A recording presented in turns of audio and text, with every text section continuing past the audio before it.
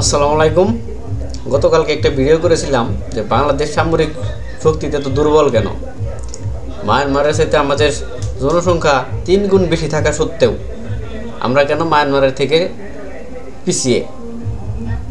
ভারত কোনো ফ্যাক্টর না, ভারতের সাথে তুলনা করার মতো কোনো কিছু না, কারণ ভারত এমনিই বড়, এটা স্বীকার করতে আর কোনো সমস্যা নাই। তাদের সামরিক শক্তি বেশি, তাদের টাকা পয়সা বেশি, তাদের দেশ বড়, তাদের জনসংখ্যা বেশি, তাদেরটা থাকবেই। কিন্তু বাংলাদেশ কেন এত পিছিয়ে? তো তার মধ্যেও একটা সুখবর আপনারা পেতে যাচ্ছেন যে আসলে বাংলাদেশ কোন কোন ক্ষেত্রে রিসেন্টলি সামরিক শক্তি বৃদ্ধি করতে চলেছে। কিছু যুদ্ধবিমান, কিছু সাবমেরিন কেনার প্রস্তুতি চলতেছে। হয়তো কিছুদিনের মধ্যে এগুলো বাংলাদেশ সামরিক বাহিনীতে যুক্ত হবে। সামরিক বাহিনীতে অস্ত্র থাকা মানেই কারোর বিরুদ্ধে যুদ্ধ করা না, কাউকে মেরে ফেলা না বা কাউকে হুমকিতে ফেলা না। কিন্তু সামরিক শক্তিটা এই কারণের প্রয়োজন যে আপনার উপর যাতে কেউ কথা বললে একটু হিসাব করে বলে। আপনার শক্তিটা এই কারণের প্রয়োজন যাতে আপনাকে সহজে কেউ আঘাত না করতে পারে। আপনার বিরুদ্ধে কথা বলতে যেন তাকে 2 বার চিন্তা করতে হয়। এ কারণে সামরিক শক্তির দরকার। কারণ আমরা মুখে যতই চিল্লাপাল্লা করি, একটা বন্দুকধারীর কাছে 500-5000 মানুষ, সাধারণ মানুষ কিছুই নেই। একটা বোমা মারলে এখানে হাজার হাজার লোক আপনার চিৎকার চেঁচামেচি লাঠি দিয়ে বাইরে কিছু করা সম্ভব না। এই জন্যে আধুনিক যুগে আধুনিক যুদ্ধাস্ত্র যেগুলো দরকার সেগুলো দেশ রক্ষায়, দেশের সার্বভৌমত্ব রক্ষায়। প্রত্যেকটা দেশেরই তার নিজের দেশকে রক্ষা করার অধিকার রয়েছে। সেক্ষেত্রে তার দেশের সামরিক শক্তি সে বৃদ্ধি করতে পারে। সেজন্য দেশের যে সরকার থাকে তাদের এই দিকে অবশ্যই নজর দেওয়া উচিত। পাকিস্তান আমাদের সাথে অর্থনৈতিকভাবে দুর্বল, কিন্তু তারা সামরিক শক্তিতে কিন্তু বিশ্বের 10 নাম্বার। তারা যুদ্ধ বিমান বানিয়ে বিক্রি করে অন্য দেশে। আমরা কিন্তু পাকিস্তান থেকে এই দেশ স্বাধীন করছি, কিন্তু আমরা কিন্তু ওইরকম কিছু উন্নতি করতে পারিনি, সামরিক শক্তিতে উন্নতি করতে পারিনি। কারণ পাকিস্তানে পারমাণবিক বোমা আছে, আমাদের কিন্তু কোনো পারমাণবিক বোমা নাই। পাকিস্তানের যে অস্ত্র আছে তার কিছুই আমার কাছে নাই। ঠিক আছে, তো এর মধ্যে বাংলাদেশ সরকার চিন্তা করছে, বর্তমান সরকার কিছু কিছু উন্নতি করার চিন্তা করছে। দেখা যাক, আজকের ভিডিওতে জানতে পারবেন যে আসলে সামরিক শক্তিতে কি কি নতুন করে যোগ হতে যাচ্ছে। তো সবাই সাথে থাকেন, দেখতে থাকেন বিষয়টা, প্রতিবেদনটা জানতে থাকেন। বন্ধুরা, আজকের ভিডিওটিতে আমরা আপনাদেরকে বেশ কিছু সুখবর দেব। সুখবরগুলো হলো, বাংলাদেশ কিন্তু চীনের কাছ থেকে 16টি জে-10C যুদ্ধবিমান ক্রয়ের ডিল ফাইনাল করেছে। হয়তো আগামী কিছুদিনের মধ্যে জে-10C যুদ্ধবিমান আমরা পাবো। এছাড়াও কিন্তু বাংলাদেশ চীনের কাছ থেকে আরও বেশ কয়েকটি সাবমেরিনের অর্ডার দেবে, যেগুলো হয়তো আমরা কিছুদিনের মধ্যেই ডেলিভারি পাবো। এবং সর্বশেষ আরেকটি গুড নিউজ আপনাদেরকে দিই, সেটি হলো বাংলাদেশ কিন্তু বেশ কিছু অস্ত্রের ডেলিভারি পেয়েছে আজকে। সেগুলো সম্পর্কেও জানতে পারবেন আজকের ভিডিওটিতে। সেই সাথে বাংলাদেশ কিন্তু এবার অ্যাটাক হেলিকপ্টারও কিনতে চলেছে। প্রায় 8টির মতো অ্যাটাক হেলিকপ্টার ক্রয় করতে চলেছে বাংলাদেশ বিমান বাহিনী, যেটা বাংলাদেশ বিমান বাহিনীর প্রধান নিজেই তার ভাষণে বলেছে। আর এ কারণেই বাংলাদেশ এবার দক্ষিণ এশিয়ায় অন্যতম শক্তিশালী রাষ্ট্রে পরিণত হতে চলেছে। আর এইসব দেখে ভারতের প্রধানমন্ত্রী নরেন্দ্র মোদীর ধুতি ঢিলা হয়ে গেছে। তারা কোনোভাবেই বাংলাদেশকে আটকাতে পারছে না, তারা কোনোভাবেই বাংলাদেশকে তাদের আয়ত্তে নিয়ে আসতে পারছে না। বাংলাদেশ এগিয়ে চলছে নিজ গতিতে, কেনা হচ্ছে ভয়ঙ্কর সব সামরিক অস্ত্র। এছাড়াও নিজ দেশেই বর্তমানে মিসাইল তৈরির এবং মিসাইল উৎপাদনের কারখানা স্থাপন করা হচ্ছে, যেটা হয়ে গেলে বাংলাদেশ হবে পৃথিবীর মধ্যে অন্যতম শক্তিশালী একটি রাষ্ট্র এবং দক্ষিণ এশিয়ায় নতুন পরাশক্তি হিসাবে আবির্ভাব ঘটতে চলেছে বাংলাদেশের, যেটা ভারত কখনো কল্পনা করেনি। সবকিছু মিলিয়ে আজকের ভিডিওটি অনেক বেশি গুরুত্বপূর্ণ হতে চলেছে, তাই আজকের ভিডিওটি অন্তত শেষ পর্যন্ত মনোযোগ সহকারে দেখার অনুরোধ রইল। তো চলুন শুরু করা যাক। আমরা প্রথমে বাংলাদেশের যুদ্ধবিমান ক্রয়ের বিষয়ে আলোচনা করি। আপনারা হয়তো ইতিমধ্যে জেনে গেছেন যে বাংলাদেশ বিমান বাহিনী কিন্তু চীনের কাছ থেকে 16টির মতো জে-10C ফাইটার জেট ক্রয় করেছে। আর জে-10C ফাইটার হলো বর্তমান যুগের অন্যতম শক্তিশালী একটি ফাইটার জেট। বর্তমানে পাকিস্তান বিমান বাহিনী ও চীনা বিমান বাহিনী এই যুদ্ধবিমানটি অপারেট করছে, আর এটিকে রাফেল যুদ্ধবিমানের সমকক্ষ হিসাবে ধরা হয়ে থাকে। এমনকি কিছু কিছু ক্ষেত্রে এই যুদ্ধবিমানটি ভারতের অত্যাধুনিক যুদ্ধবিমান রাফেল যুদ্ধবিমানের চেয়েও অনেক এগিয়ে আছে। এমনকি এটি একটি সিঙ্গেল ইঞ্জিন বিশিষ্ট যুদ্ধবিমান এবং এটির স্পিড হলো ম্যাক 2, অর্থাৎ এটি শব্দের গতির চেয়েও দ্বিগুণ স্পিডে ছুটতে পারে। এবং এটির অন্যতম সক্ষমতা হলো এটি কিন্তু র্যাডারকে ফাঁকি দিতে সক্ষম। অর্থাৎ এটি ভারতের যে কোনো রেডারকে ফাঁকি দিয়ে মূল ভারতের ভূখণ্ডেও আঘাত হানতে সক্ষম এবং এই যুদ্ধবিমানটির রেঞ্জও কিন্তু অনেক বেশি। এর রেঞ্জ প্রায় 1850 কিলোমিটার। অর্থাৎ এটি একবার আকাশে উড়িয়ে ভারতের মুম্বাই শহরে আক্রমণ করে ফিরে আসা সম্ভব এবং এই যুদ্ধবিমানটি কিন্তু বিপুল পরিমাণে বোমা বহনে সক্ষম। এটি প্রায় 18,050 কেজি বোমা বহনে সক্ষম, অর্থাৎ 18 টন বোমা বহন করা যাবে এই যুদ্ধবিমান দিয়ে।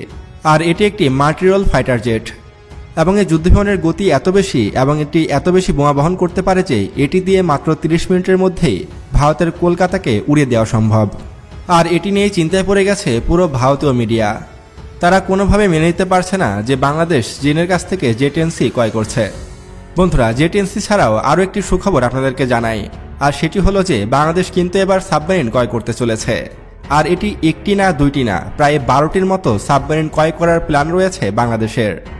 আপনারা হয়তো ইতিমধ্যে জানেন যে বাংলাদেশ নৌবাহিনী কিন্তু ইতিমধ্যেই 2টি সাবমেরিন অপারেট করে, আর 2টি মিং ক্লাস সাবমেরিন।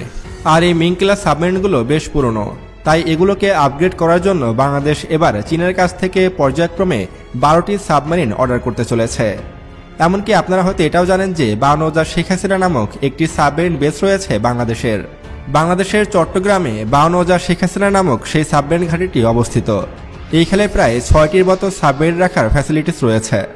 এমনকি এই সাবমেরিন ঘাঁটিটিকে যদি আরেকটু বাড়ানো যায় বা নতুন করে যদি আরেকটি সাবমেরিন ঘাঁটি তৈরি করা হয়, তাহলে সেখানেও সাবমেরিন রাখা যাবে। বাংলাদেশের হাতে যদি 12টির মতো সাবমেরিন চলে আসে, তাহলে বাংলাদেশ নৌবাহিনী কিন্তু দাপটের সাথে বঙ্গোপসাগরে রাজত্ব করবে। এমনকি ভারতের যে কোনো নৌবলককে মুহূর্তে ভেঙে দিতে সক্ষম হবে বাংলাদেশ নেভি। এখন দেখার বিষয় যে বাংলাদেশ কবে নাগাদ এই সাবমেরিনগুলো ডেলিভারি পায়। বন্ধুরা, এবার আপনাদেরকে আরও একটি সুখবর দিতে চাই, আর সেটি হলো যে বাংলাদেশ কিন্তু এবার অ্যাটাক হেলিকপ্টার ক্রয় করতে চলেছে। আপনারা হয়তো বাংলাদেশ বিমান বাহিনীর সে ভাষণে শুনেছেন যে বাংলাদেশ ইমার্জেন্সিভাবে যুদ্ধ বিমানের পাশাপাশি অ্যাটাক হেলিকপ্টারও ক্রয় করতে চলেছে। আর বাংলাদেশের আপকামিং অ্যাটাক হেলিকপ্টারগুলো হতে পারে আমেরিকার তৈরি অ্যাপাচি অ্যাটাক হেলিকপ্টার।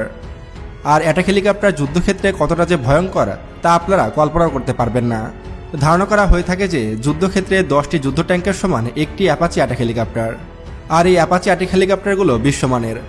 এমনকি এই অ্যাপাচি অ্যাটাক হেলিকপ্টারগুলো বিশ্বের বিভিন্ন যুদ্ধে অংশগ্রহণ করেছে, তাই এর কোয়ালিটি নিয়ে কোনো রকম সন্দেহ থাকার কথা নয়।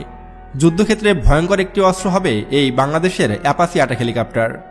তবে কোনো কারণে যদি আমেরিকা বাংলাদেশের কাছে অ্যাপাচি অ্যাটাক হেলিকপ্টার বিক্রি করতে না চায়, তাহলে আরেকটি অপশন আমাদের হাতে রয়েছে, আর সেটি হলো তুরস্কের তৈরি টাইগার অ্যাটাক হেলিকপ্টার।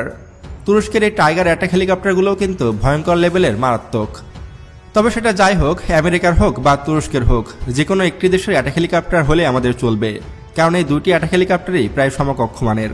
আর বাংলাদেশ বিমান বাহিনীতে অ্যাটাক হেলিকপ্টার যুক্ত হয়ে গেলে বাংলাদেশ বিমান বাহিনী আরও এক ধাপ এগিয়ে যাবে এবং যুদ্ধক্ষেত্রে তাদের সক্ষমতা বহুগুণে বেড়ে যাবে।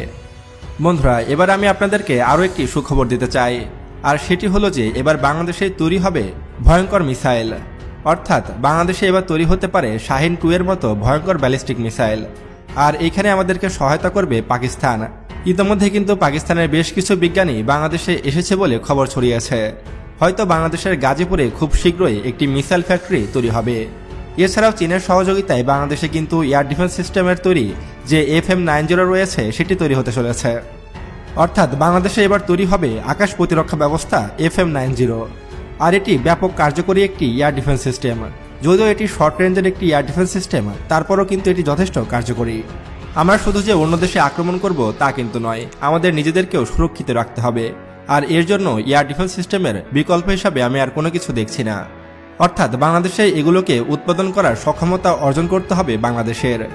আমি আজকের ভিডিওতে যেসব অস্ত্রগুলো দেখালাম এগুলো খুব শীঘ্রই বাংলাদেশের বহরে যুক্ত হবে এবং বাংলাদেশ আগামী কয়েক বছরের মধ্যে দক্ষিণ এশিয়ার অন্যতম শক্তিশালী একটি রাষ্ট্রে পরিণত হবে। তবে এইখানে আমি কিছু কথা বলতে চাই, আর সেটি হলো বাংলাদেশকে অবশ্যই সামরিক শক্তি আরও বৃদ্ধি করতে হবে এবং বাংলাদেশের সকল নাগরিকদের, অর্থাৎ যাদের বয়স 18 থেকে 40 বছর, তাদের সকলকেই সামরিক ট্রেনিং বাধ্যতামূলক করা উচিত। কারণ আমাদের শত্রুপক্ষ ব্যাপক শক্তিশালী, তাদের তুলনায় আমরা অনেক ক্ষুদ্র। আর যেহেতু ভারত আমাদের সবচেয়ে শত্রু রাষ্ট্র, তাই আমাদেরকেও তাদের সমকক্ষ হতে হবে। তাই আমাদের সকলের বাধ্যতামূলক সামরিক প্রশিক্ষণ নেওয়া জরুরি হয়ে গেছে। ইসরায়েলের মতো ক্ষুদ্র একটি দেশ, যাদের জনসংখ্যা খুবই কম, মাত্র 90 লক্ষ, তাদের দেশের সকল নাগরিকই কিন্তু সামরিক প্রশিক্ষণ নেয়। ফলে আজকে এই যুদ্ধের সময় কিন্তু তারা টিকে আছে, এমনকি তারা পৃথিবীর মধ্যে অন্যতম শক্তিশালী একটি রাষ্ট্রে পরিণত হয়ে গেছে। ইহুদি রাষ্ট্র ইসরায়েলের মতো যদি বাংলাদেশের সকল নাগরিকরা সামরিক ট্রেনিং নেওয়া শুরু করে, তাহলে ভারতের কোনো রকম প্রভাব থাকবে না বাংলাদেশের ওপরে, এবং আমরা স্বনির্ভর একটি জাতিতে পরিণত হব। যুদ্ধ অস্ত্র থেকে শুরু করে সকল প্রকার অস্ত্র বাংলাদেশে উৎপাদন করতে হবে, এমনকি আমাদের নিজ দেশেই সবকিছুই তৈরি করতে হবে। ফলে অন্য কোনো দেশের দিকে আমাদেরকে তাকিয়ে থাকতে হবে না, নিজ দেশে আমাদের সবকিছু তৈরির সক্ষমতা অর্জন করতে হবে। তাহলে আমরা ভারতের বিরুদ্ধে যুদ্ধে জয়লাভ করতে পারবো ইনশাআল্লাহ। বাংলায় একটা প্রবাদ আছে যে যত বেশি ভারত বিদ্বেষী সে তত বেশি দেশপ্রেমিক, আর যে ভারতকে যত বেশি ঘৃণা করে সেও ততটাই দেশপ্রেমিক। বন্ধুরা, বাংলাদেশের সামরিক শক্তি বৃদ্ধি করাকে আপনি কেমন চোখে দেখছেন তা অবশ্যই আমাদেরকে কমেন্ট করে জানাবেন। আর এমন ভিডিও পেতে এখনই আমাদের চ্যানেলটি সাবস্ক্রাইব করুন এবং পাশে আসা বেল বাটনে ক্লিক করুন। আল্লাহ হাফেজ।